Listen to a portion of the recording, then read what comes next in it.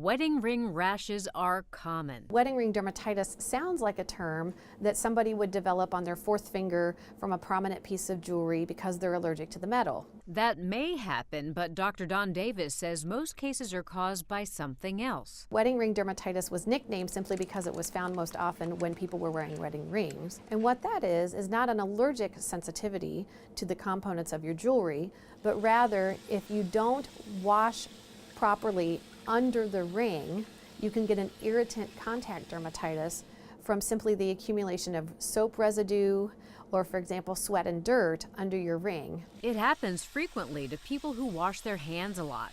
Dirt and sweat and soap residue can get stuck under your ring, and then what happens is over time that becomes an irritant to the skin and you develop an eczema reaction. Be sure to wash, rinse, and dry thoroughly under your rings. For the Mayo Clinic News Network, I'm Vivian Williams.